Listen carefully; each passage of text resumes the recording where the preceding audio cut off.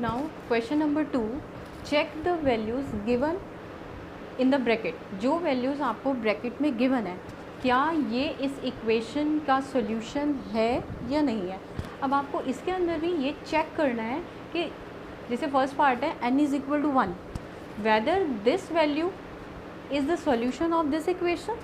Similarly D part, p 4p minus 3 is equal to 13 and p is equal to 1। अब यहाँ पर variable p है और p की वैल्यू आपको गिवन 1 है। अब 1 वैल्यू अगर आपको गिवन है तो हमें ये देखना है कि जब हम इस वैल्यू को इस इक्वेशन में पुट करेंगे तो क्या राइट हैंड साइड के इक्वल आता है या नहीं आता। अगर left hand side values put करने के बाद इक्वल आता है, then this value is the solution of this equation. ठीक है, तो now come to the A part.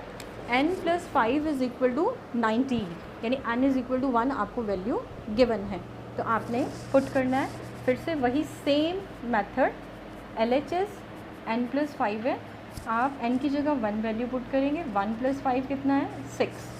अब RHS कितना है आपके पास 19। अब यहाँ पर भी LHS is not equal to RHS है, इसका मतलब आप यहाँ लिखेंगे n is equal to 1 is not the solution of the equation, not the solution of the equation, ये इसका solution नहीं है।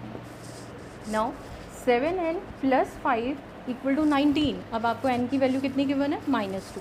फिर से LHS 7n plus 5, n की जगह क्या पुट करेंगे -2 plus 5, it will become 7 multiply by -2। जो मैंने आपको बताया था कि अगर किसी भी टू टर्म्स के बीच में कोई भी साइन नहीं है, ब्रैकेट है, तो इसका मतलब होता है मल्टीप्लाई, यानी 7 मल्टीप्लाई -2, 7 टू द 14 और नेगेटिव साइन है तो -14 प्लस 5। आपका आंसर कितना आ गया।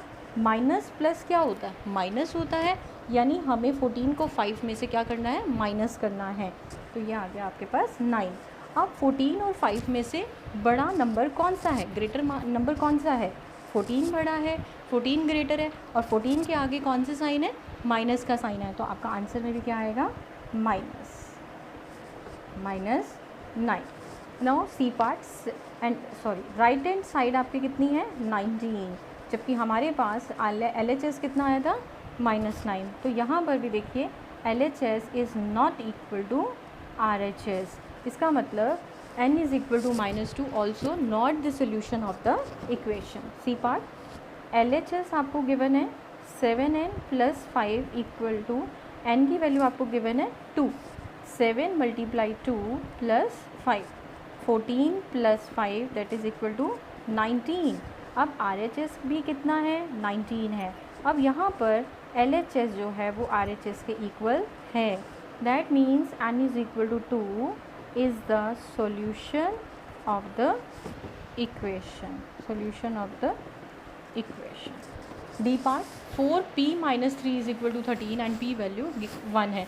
अब यहाँ पर आपको वेरिएबल क्या गिवन है p गिवन है, तो LHS p की वैल्यू गिवन है 4p minus 3 और 4p, p कितना गिवन है 1, 4 multiply 1 minus 3, 4 minus 3 that is equal to 1 and RHS आपको कितना गिवन है 13।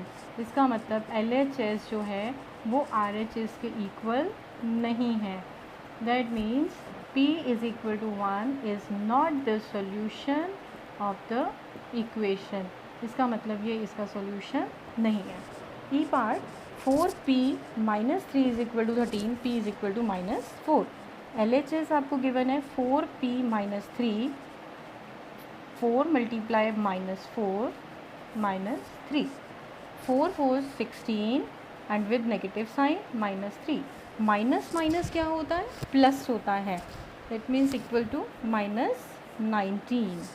अब RHS कितना है आपके पास 13, यानी LHS is not equal to RHS, और अगर इक्वल नहीं है इसका मतलब P is equal to -4 is not the solution of the equation, कि ये भी इसका सॉल्यूशन नहीं है।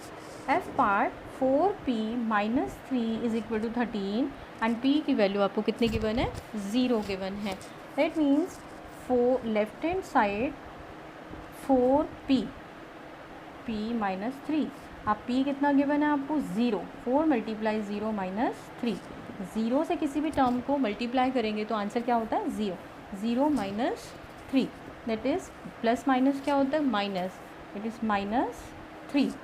RHS कितना गिवन है आपको 13, that means LHS here also not equal to RHS, that means इसका क्या मतलब है कि P is equal to 0 is not the solution of the equation, is not the solution of equation.